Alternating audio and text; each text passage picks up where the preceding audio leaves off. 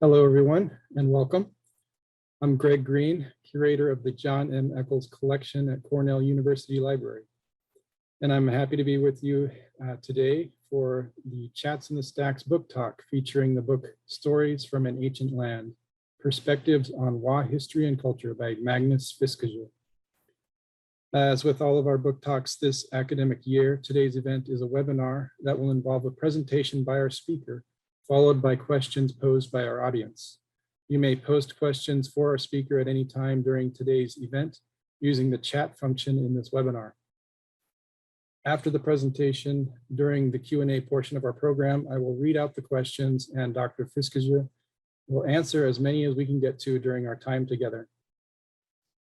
And now it's my honor to introduce today's speaker. Magnus Fiskesjö is an associate professor of anthropology at Cornell University. His research engages ethnohistory, fieldwork, archival research, and social theories, and explores ethnic relations, ethnopolitics, our fantasies of civilizations and barbarians, as well as history and heritage issues in East and Southeast Asia, Europe, and North America. He's undertaken field research in China and Taiwan, as well as in Burma, Japan, and beyond.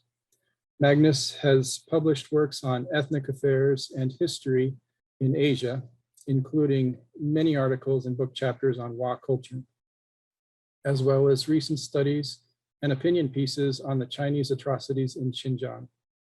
Thank you for being here today, Magnus.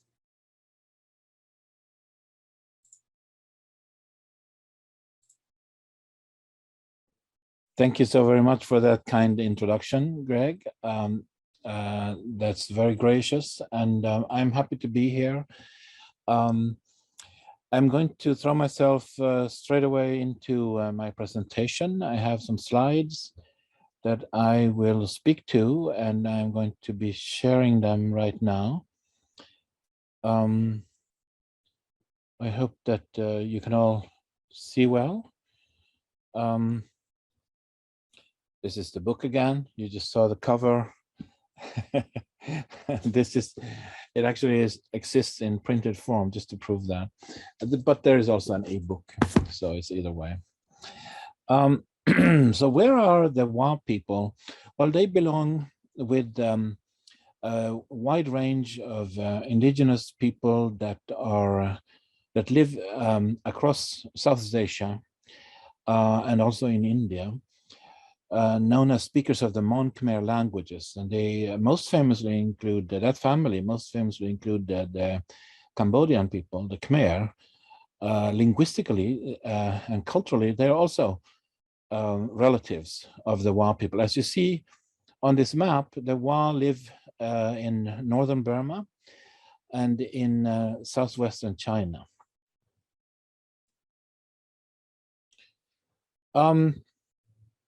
It's an ancient land that they live in.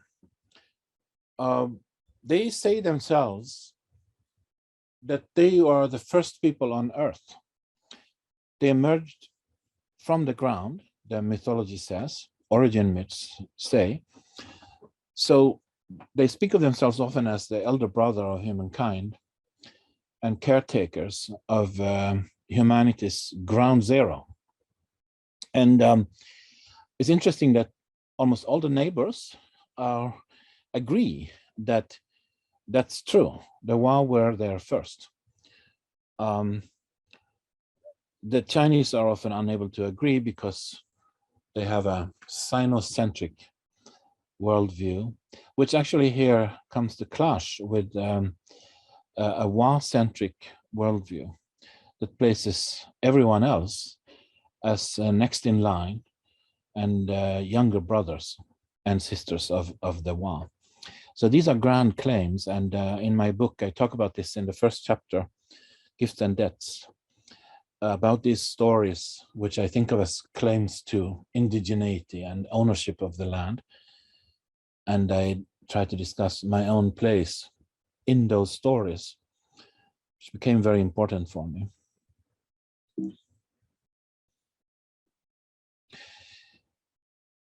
One other sign it's an ancient land is that there's rock art that goes back a very long time. There are guesses that it may be 3,000 years old. It may actually show ancestors of the Wa herding, even farming that long ago.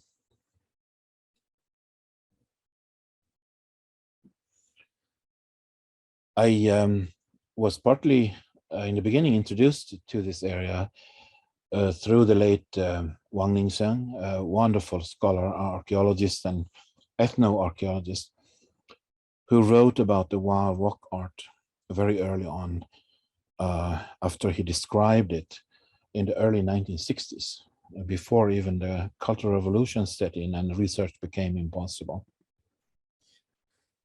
So in this ancient land, the Wa were independent, autonomous, self-governing. They didn't have a king, they didn't have a state. Instead, they had an egalitarian ideology that was based on kinship and a respect for those that founded the first settlements and so on. This was an ideology that's conservative in its own way, but they stuck to it even as the world changed around them with wars and opium and other trade and such that cut through this area. And everywhere they took action in response to those changes to try and defend their way of living and their autonomy. One example that I discuss in the book is how they picked up headhunting from the Chinese military. The Chinese Empire was big on cutting off the heads of rebels against the empire and parading them, displaying them. And that is the practice that I argue in the book, the Wa picked up. So the idea that the Wa are somehow primitive headhunters, I don't believe. I think they picked up this headhunting or head trophy taking idea quite late in history. This autonomy came to an end in the 1950s, 60s, when the Wa lands were annexed by modern China and modern Burma. And today, the Wa are more like any other place around the planet where marginalized peasants live on the periphery and are poorer than people in the center. The Wa used to be very wealthy and well off, but now they're more like that classic marginalized peasant periphery that you find all over the planet. Except on the Burma side, there is a new Wa state that governs the Wa people that were left on that side of the border. It's ruled by something called the United Wa State Army, which is an ethno-nationalist entity, the biggest such in Myanmar. Their structure and government mirrors the Chinese setup, and there is a lot of Chinese influence. So some people have been suggesting that they actually resemble what Putin has been doing around Russia, setting up these frozen conflicts inside of his neighbors to neutralize them and make it impossible for them to go either backward or forward. In the Wa area, the consequences of this have been that the people who are close relatives, they've been split on two. Here are two cousins, both of whom I knew during my fieldwork, and conducted a lot of interviews and got help from these gentlemen and other people like them while I was living there and learning their language, learning about their culture, and discussing their history. On the United Wa State Army side, there is a continuation of this martial tradition that used to be so prevalent in the autonomous Wa country in the old days. Here you can see soldiers holding an old skull to evoke that past. This kind of head taking and display, borrowed from the Chinese, was used as a deterrent to tell outsiders that we are dangerous, we are strong, you have to show us respect, otherwise you may end up like this. This is a map where you see inside of Myanmar, where the United Wa State Army is holding forth. My book doesn't have much to say about this very interesting place, except I discuss how this state-like entity deported a lot of farmers to manage the population to a different part of the area. acting very much like a state and very different from the autonomous native villages, self-ruled villages that existed in the past. I have a couple of references here to people writing about the United Wa State Army and the Wa State. Bertil Lindner, my compatriot, and several other scholars whose work I recommend. I write about the central Wa lands before they were divided up. Here's a very interesting Chinese map from 1955. That's before they completed the annexation between China and Burma. And it's very interesting because you can see from this map that the Chinese also understood that there was this autonomous central Wa land that did not belong to either modern country, but that were on their own. And how did this come to be? There's some speculation. Of course, I mentioned the mythology that the Wa say this is where humanity originated. This is their original homeland. There are some traditions that say that they also used to live in the lowlands all around, but were driven out by Thai-speaking people, not just by Chinese speakers. And that may also be true. This land has a complicated history.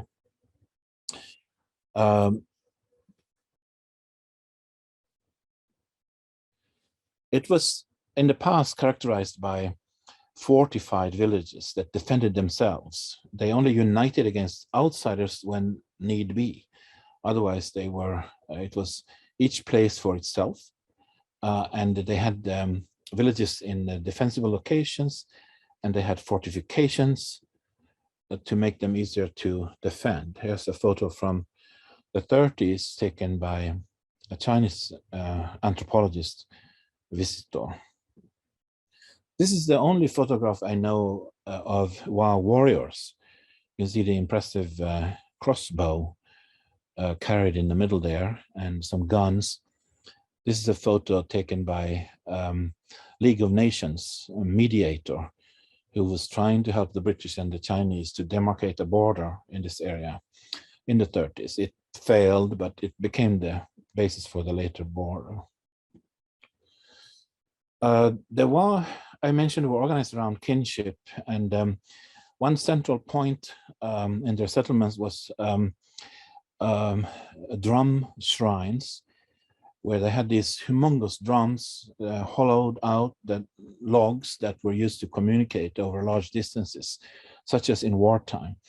The thing you see planted next to the drums is an enemy head that's planted there to be dried out. This is how they dealt with enemies whose heads had been taken. They would be housed for the first year in basket like this, which are called njoch.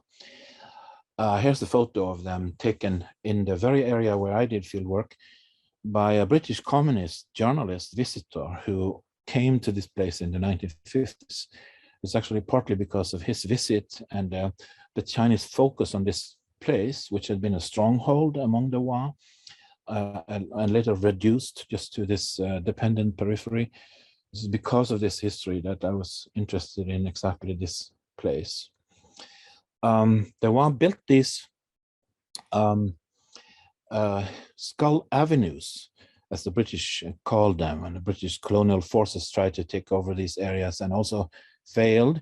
They did something like ethnographic records way back in the 19th century, showing how this was done. Enemy heads, after they dried out, would be transferred into this skull avenue where they were in a long row.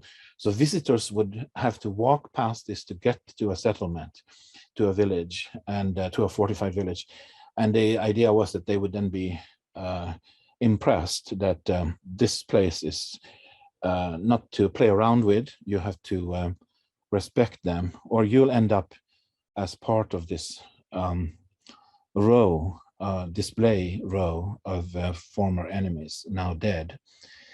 And I came to understand this as a history without writing. They didn't have writing. They have an alphabet, actually two alphabets, but they have alphabets now, produced first by missionaries, but they're not in wide use. And in the past, they didn't have them. But here is a record that actually preserved an account of which clan within a village had accomplished which victories over what enemies. This is something that people would remember and talk about, because these paths were approaches to the villages and also the routes by which people would go into the fields and work in their farming. So people would often discuss this.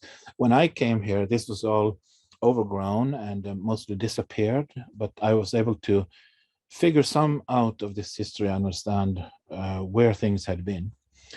And in my book, I build a theory about how this the way they treated human enemies would actually model on their own ingenious way of dealing with what had been the most dangerous enemies of people in this area, when there were fewer people in these mountains and forests.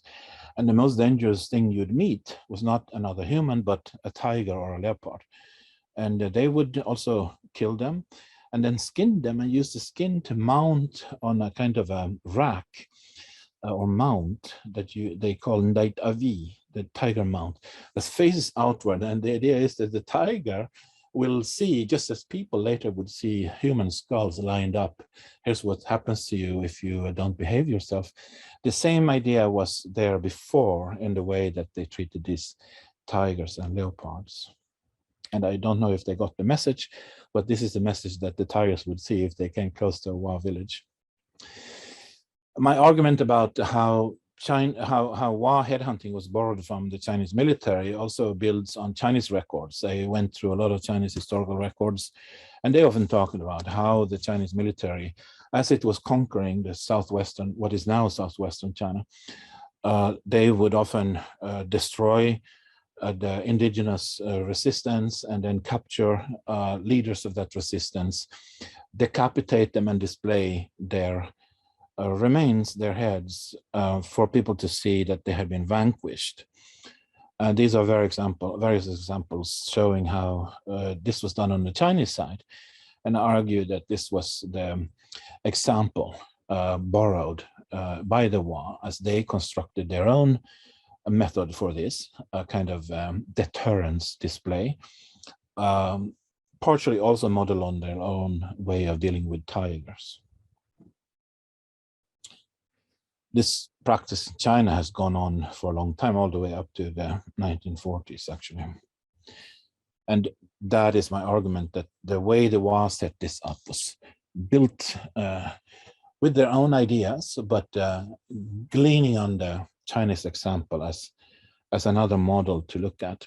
So after China's annexation in the 50s, everyone was forced sinicized. This is a process that still continues, for example, by making people have Chinese names. The Wa language is very different from Chinese, and transcribing it into Chinese is very awkward and often misleading.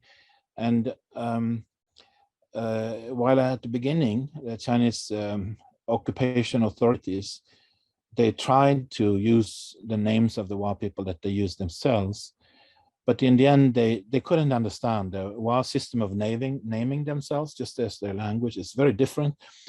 And the Chinese officials gave up and just forced everyone to also have Chinese names. This is an important part of the forced cultural assimilation that goes on in these areas. And it also continues today. I used to live for a while in a little school like this, in a room that was empty. And I could hear the students chanting the lines out of Chinese textbooks, even though the laws have said in China that indigenous people have the right to be taught in their own language. They're not. They're only taught in Chinese. So they don't get a chance to read and write in their own language, even though that would be a very simple thing to do. Teachers don't learn how to teach that, and then no officials ever take up the native language, which they see as something that is bound to disappear, and so that everyone can be sinicized and forget their own language. Nevertheless, especially since the 1980s, after Mao Zedong died, there was a relaxation of the kind of regimented rule that had existed before. And people were reviving some of their cultural customs. Here you see women wearing their own kinds of clothes for festive occasions. And this is still going on, although today many people go away as migrant workers. So the transmission of the culture that was being revived is also in question. A lot of my book is about life today and how it builds on the past or revives things from the past selectively. Here you see small sacrifices being revived. The big society-wide rituals that existed in the past have been forbidden. Those drums have been burned, drum shrines are not allowed, etc. But privately, people will revive their techniques for dealing with disease and illness, and I delve into that in my book. These are the beneficiaries of the sacrifice that you just saw, the girls being sick because of evil spirits believed to be harming them, and they are eating the sacrificed chicken. One thing I was not prepared for coming to the Wa country was the rice beer. This is one of the things that were revived. Under Mao's time, the beloved homemade rice beer was actually forbidden. And it's regarded as something very important. You see the men sitting around here with their hands held out.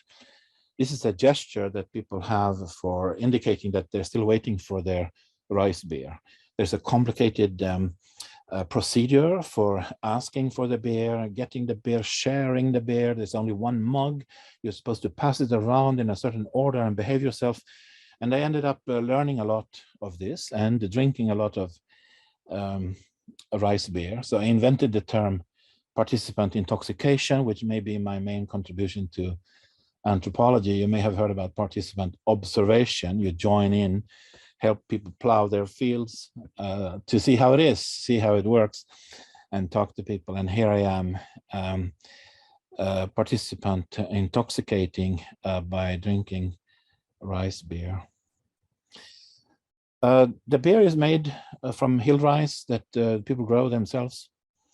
And this used to be the main agriculture, except in years past, a lot of these mountain tops that you see here were all covered in opium, which has now been prohibited, but which provided some of the wealth that the Wa people enjoyed in the past. Now they're being forced by the Chinese authorities to switch to fixed field or irrigated rice agriculture, which doesn't always work in these hills. The sweetening is actually better, and lowland rice doesn't grow as well, but they still have to do it because they're told what to do. I joined in a lot of this work, participant observation, not in opium growing though, because that had already been forbidden. This is from a picture from the Burma side, where opium was grown up until about 2005. After that, there's illegal synthetic drugs production in the area, but no longer a lot of opium. Instead, in this area where I work, which became part of the Chinese side of this old central Wa lands, everyone simply has to do what they're told. Here they're digging an irrigation canal. I was part of it, but here I'm taking a picture. Everyone was saying that this is pointless because the water will seep out, and they should know that, but we have to do it anyway because we live in the Chinese era, they say, in the Wa language. One of the people guiding me, scholars guiding me, was the Chinese agricultural anthropologist and ecological anthropologist in Shaoting, whose book I translated, and which talks about these ingenious systems for Sweden agriculture that exist around this area. It's really fascinating. Another inspiration, of course, has been the more recent book by James Scott, Art of Not Being Governed, which partly can apply to the Wa, except he talks about the mountain people as having escaped the states in the lowlands.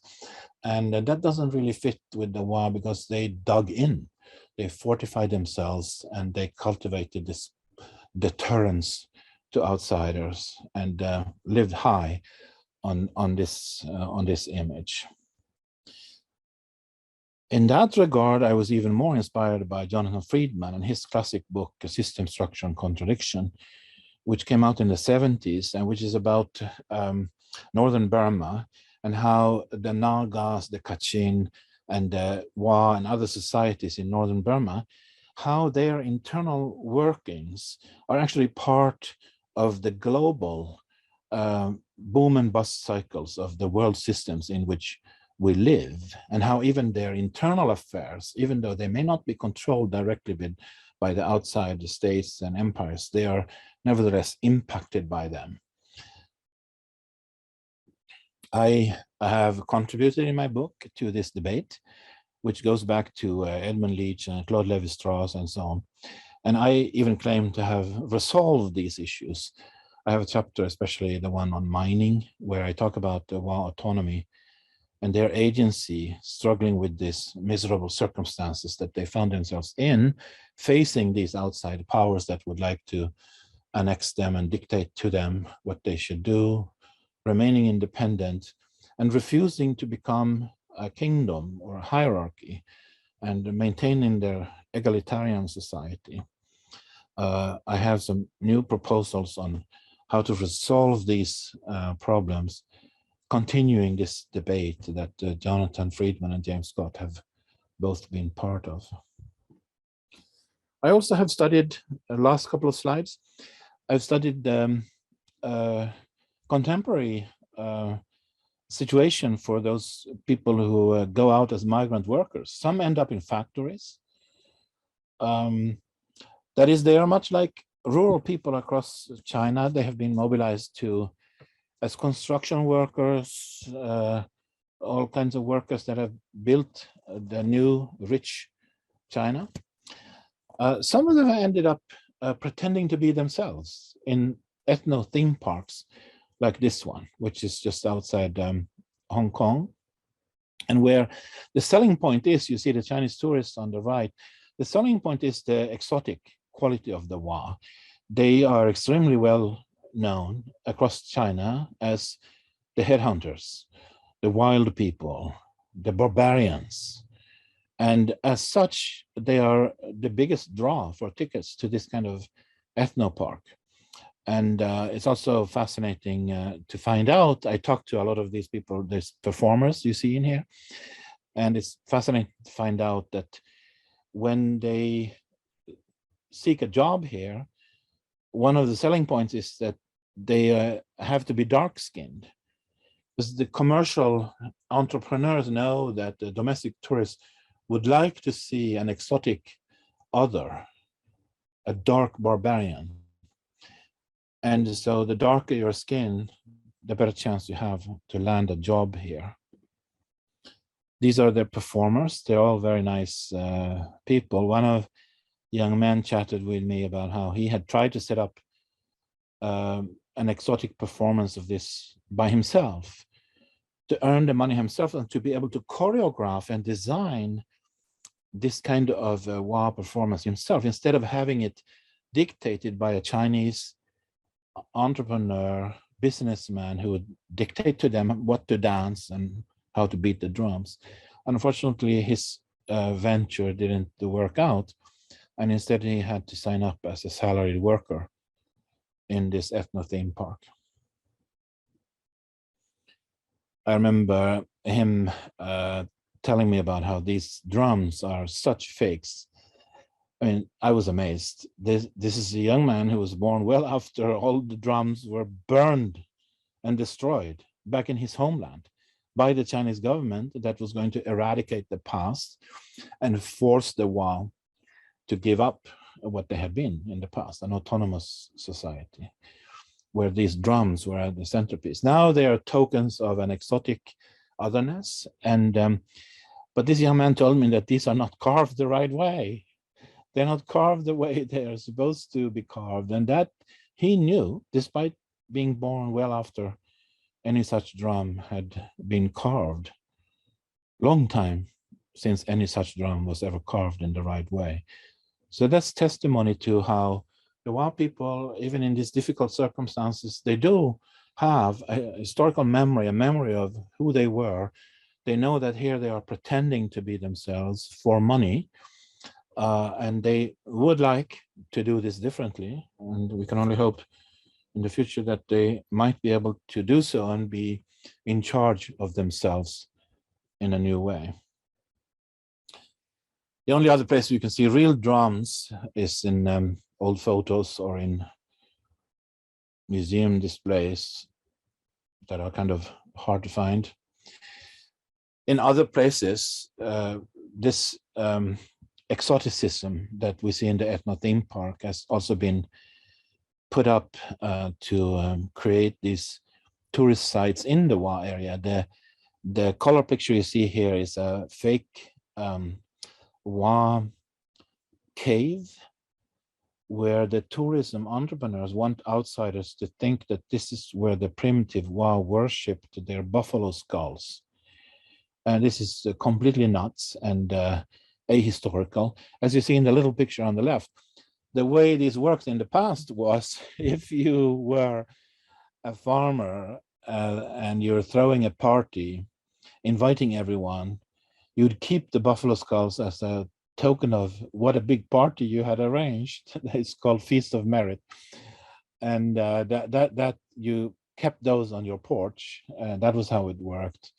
There's nobody that worships the buffalo skulls in caves, but it's another example of how the Wa people play a strange part in the Chinese fantasy of themselves as the civilized Chinese, with their barbarian Wa as an opposite number that they play around with. There's another ethno theme park in the neighborhood outside Hong Kong, where the Wa, when I was there a couple of years ago, they were also recruited to play fake Africans and dance the African dance. It was really interesting. Many of the Chinese tourists actually believed that these people were from Africa. I have heard that recently they have lost all of these guys have lost their jobs. They haven't been taken over by real Africans. There's quite a few. There's a town next door, Guangzhou, where many Africans live, and some of them have showed up. Interestingly, when I was there, they performed an African contemporary pop song, and I found out that it was done based on a music video that African tourists, real Africans, had given to my Wa friends here, the Wa performers, who were faking an African performance on the instruction of commercial entrepreneurs again. And they had thrown in this extra performance of an contemporary African song. So to me, this stands out as one of the most amazing cross-cultural fertilizations that you ever saw. I'm sorry, I don't have a picture of that right now, but you can imagine an African diva who's actually a Wa girl from what is today Southwest China. This is what the future looks like, the next generation growing up, Wa kids going to school, hoping for a better future. My heart is with them. There are many obstacles ahead, but hopefully they can find a way to carve out a future in which they can continue to be themselves and don't have to completely be assimilated into somebody else. Thank you very much.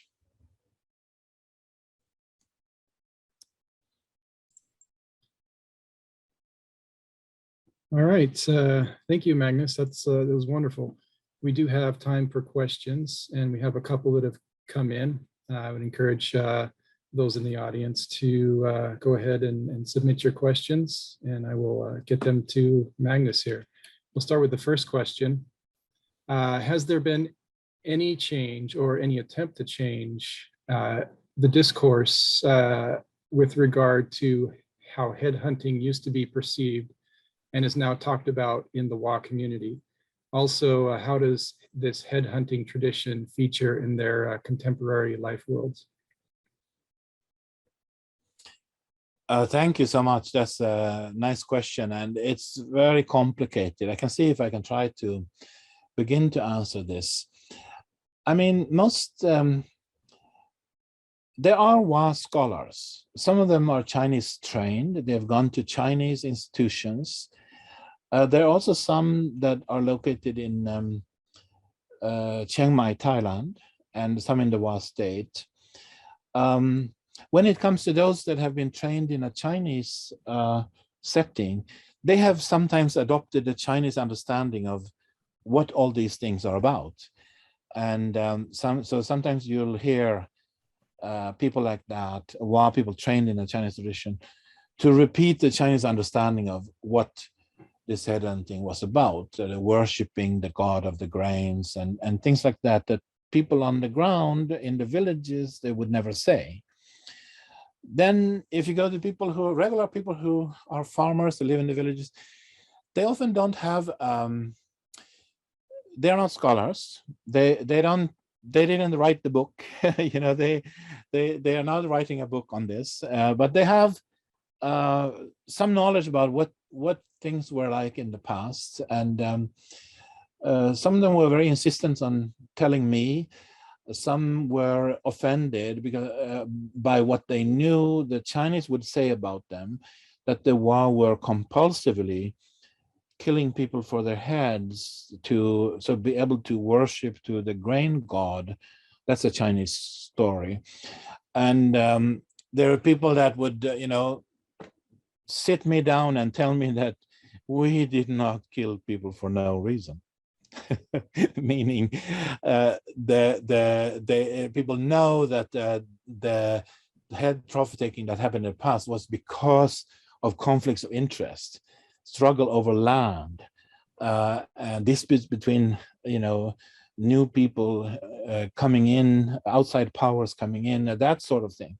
So I would say that among people in general, there is an awareness that they don't think of the headhunting as a separate kind of cultic practice on the side, like the Chinese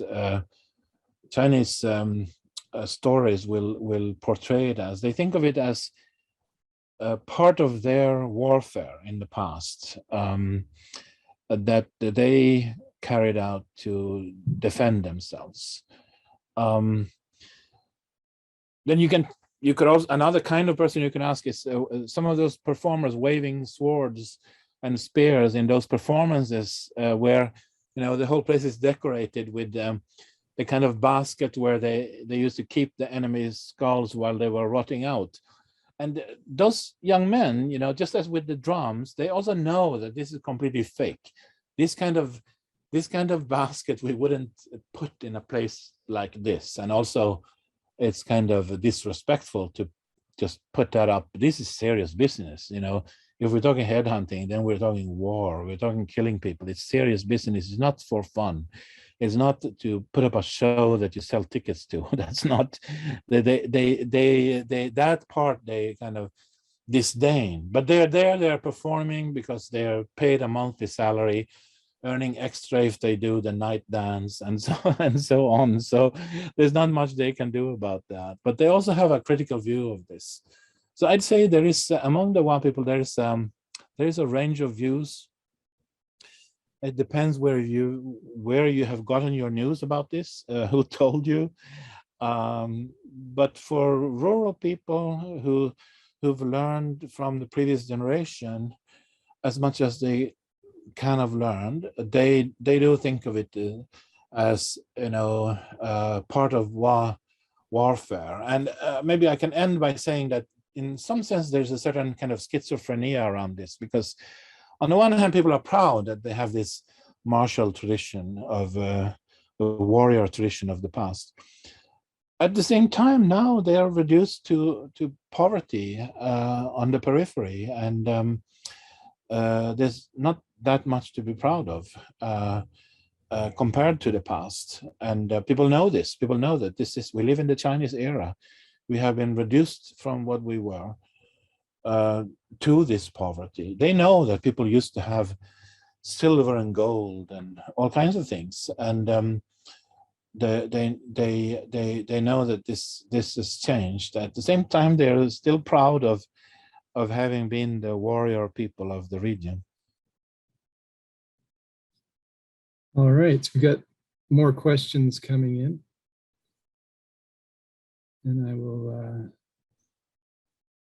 get to the next one here. So now the next question, if I understand correctly, you told us that the Wa are divided between Myanmar and China, yet you only spoke about the Chinese assimilationist policies. Is more autonomy possible in Myanmar, and if so, why?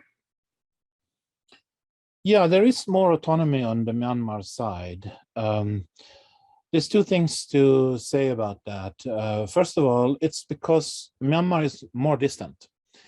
The Myanmar state, the Burmese state, is farther away. On the China side, it's in your face. It's in your village.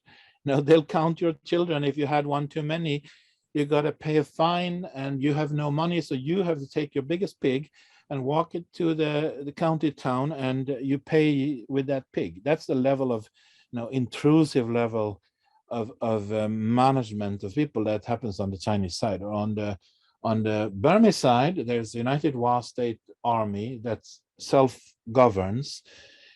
It sort of looks like the Chinese setup, because a lot of it is borrowed from China, the guns, the uniforms, they use Chinese money. There's a lot that looks like China, but it's still very Wa. So you could say that there is more autonomy.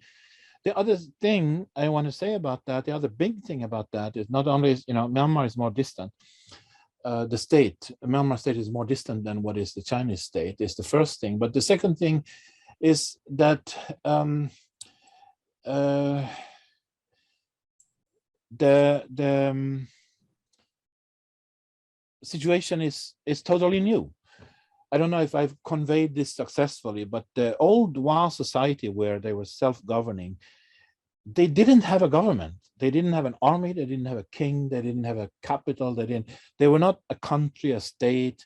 Now, in contrast, the Wa state is very much like a state. It's a new kind of state, mimicking the Chinese setup and practices. So to be Wa in the Wa state is very unlike life in the old days.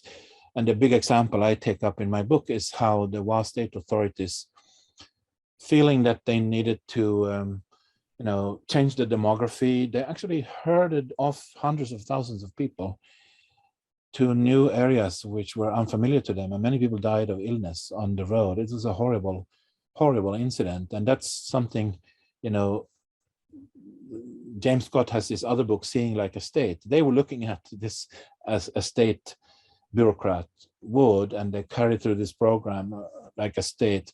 That's to illustrate how different it is to be Wa on the Burma side today, even though, yes, it's autonomous. All right, got a number of other questions here. First, a quick one. Do you have, do you know the approximate population size for the Wa? Oh yeah, I think I wrote 1 million as a figure. That's a rough figure. I'm not sure that there has been new population counts on the Burma side. All right. It may be wrong. It may be that it's more than 1 million. And how did you become interested in the Wa? Right. It's it's a very long story.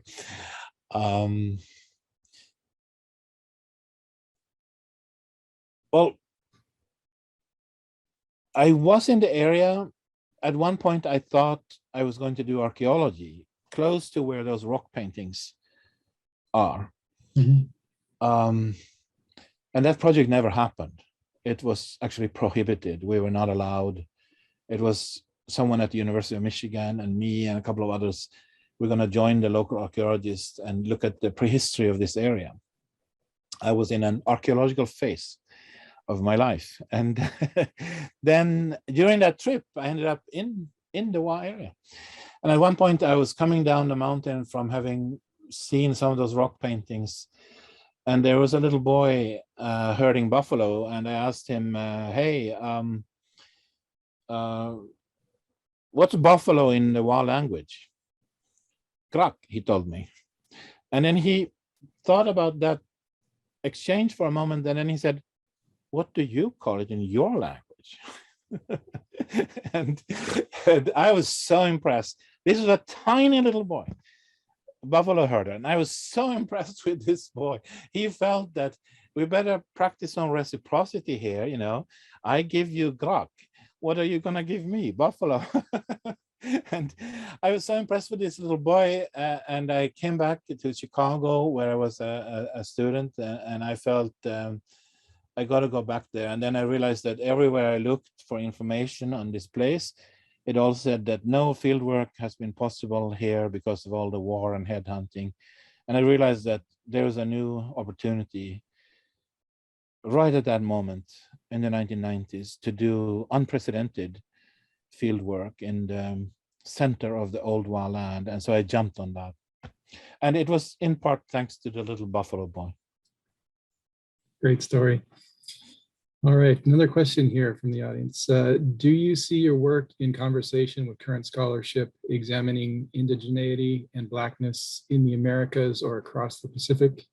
How do the Wa see or perceive their false staging of, quote, African dances, ethno-park performances, etc., as a cunning form of warfare or as a critical form of racial capitalism, perhaps? Yes, of course, my work is in conversation with all the literature on indigeneity around the world. I mean, the Wa make these truly, expansive claims to be indigenous, and they are recognized locally as indigenous. And yet they are in China. The people I studied most closely are in China, where you're not allowed to be indigenous because the Chinese government says indigeneity is something that happens only in places like Australia or America or places like that. It does not happen in China because here we're all indigenous. And this has to do with how the Chinese official version of history refuses to acknowledge Chinese imperialism, the Chinese conquests, and all those armies. I mean, up and down in history, you read about how they have ravaged and conquered all of what is now southern China and Xinjiang too. And so in that respect, my work connects with the literature on the indigeneity, colonialism, in the sense that I want to alert my fellow scholars that colonialism and imperialism are not phenomena restricted to, Queen Victoria, but there is imperialism in China and in Asia, and China is a kind of a model for empire, although at the same time today living a lie that these things never happened. That why is China so big? Well, there's no answer. It's probably because the barbarians were so happy to join that they just joined. So I see myself as, yes, contributing to this literature, but in a special way, given that many people, many scholars sort of refuse to see that some of these issues require that we think about empires in a more general way. I mean, both specifically, the Chinese imperialism is specific in its own ways, but we also have to theorize on how do empires work, how do they generate racism. We can build general theory that takes into account the world and not just Queen Victoria. All right, another question here from the audience. What is Gokong Wa? Are they from the same ethnic group? Can you tell us more about Gokong and other smaller groups living near the Wa state? Oh, Gokong are actually Chinese. Gokong is not Wa. It's a group of people that live north of the Wa, but close to the Kachin area of North Burma. And they're simply they're an area with people that have migrated into Myanmar from China, and then they have sort of designated themselves as a minority in their own right, the Kokang, named for the area where they live. But they don't have anything to do with the Mon Khmer speaking people or the Tibeto-Burman speaking people that otherwise dominate. I mean, in terms of non-Burman people in northern Burma, the Kokang are not the same as that. There's been terrible fighting back and forth in the Kokang area. All across this region, there's been this local insurgencies fighting the Burmese army, and Kokang has been one such flaring point where unfortunately those people have suffered quite a bit, and there's been many that have sought refuge back in China. All right, thanks for that clarification. Another question, could you discuss any intermarriage between Wa and Chinese or Burmese, Blacks in China or other minorities? There is a lot of intermarriage, including historically, between Wa and other people, including neighboring people like the Lahu, who are Tibeto-Burman speaking migrants who've come into their area in the last few centuries, and also Shan, and also Burmese and Chinese who've been there since before. One trend that I've sort of witnessed myself more directly is Wa girls being married off to Chinese of the rural East in China. As you know, there's a huge gender disparity in China, and there are literally millions of men that have no women. So there is a kind of vacuum effect of people seeking brides from the impoverished regions of borderlands in China, and also actually from Burma. I witnessed some girls going off, and it's very, very interesting. You know, the Wa still have this ethos of each person deciding for themselves what they want to do. So if there is a young woman who decides, I'm going to marry a Chinese farmer in Shandong in eastern China, and that's what I'm going to do, then there's nobody to tell her that, no, you can't do that. Instead, what they will do is very interesting. They'll pick a bunch of male relatives who go with her as a kind of a protective unit to escort her, to watch that she's not set up in a brothel or being sold into slavery or something like that, something that does happen quite a bit in China. We've just learned more about that just recently. So that's, I witnessed some incidents of that, and I talked to people about that. These are economic forces at work that see these girls going off. And I even met one who came back, and she was very proud. She said that she had not come back in 7 years. She had married a Chinese, and she in Guangxi to the east, and closer to Vietnam. And she came back, and she was very proud about the size of her farm and the number of her pigs on her farm. So those were some of the foremost bragging points that she brought back to tell her fellow locals. Yeah, I have a lot more examples. I discussed some of this in a chapter I have in the book that's about slavery, actually. So the Chinese government came in and said they were abolishing slavery. And it turns out that what they called slaves were often people that had been adopted because of poverty. And that actually does connect, you know, through this issue of trafficking and the sale of people that has been very big in China, right next to the Wa, but from which they were protected in the past. They sold these children to each other instead of outside. Now people effectively are siphoned off and sold off to faraway places in a way that would not have happened in the past. So I recommend that chapter that I have about slavery and trafficking. All right, thank you. And another question here from the audience. I would like to know if there were any forms of human sacrifice in the Wa lands. I would appreciate any elaboration about it, either among the Wa or any of the adjacent peoples.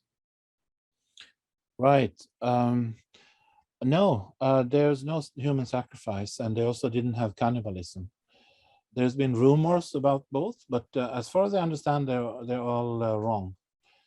There was never any time when humans were procured to be sacrificial victims. This headhunting business is about destroying the enemy and using the enemy, the token of the enemy, which is the head, as a kind of, I describe this in more detail in my book. It works as a kind of an inoculation against the dangerous force of the enemy. So I mentioned how the remains of the enemy will rot out. Well, there's an idea associated with that the place where it rots out is like you getting your vaccine.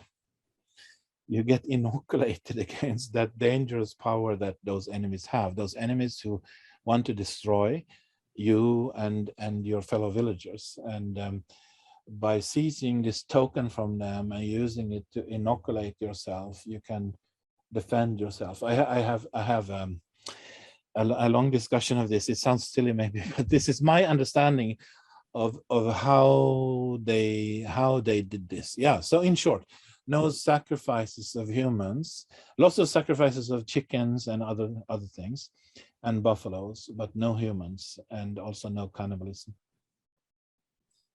All right, thank you. We are getting short on time, and I want to just thank you again for joining with us for this Chats and Stacks. I really, just a comment from me, really have enjoyed getting into your book and just found your writing style very engaging.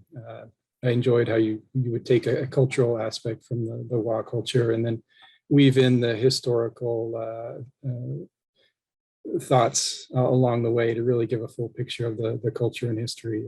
Really enjoy reading through it. So thank you for that.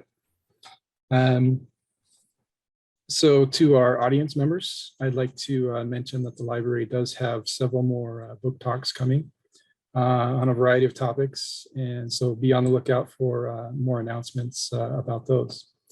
And with that, I'd like to thank you again, Professor Fiskesjö, and the audience members for joining us for today's program. Good evening. Thanks.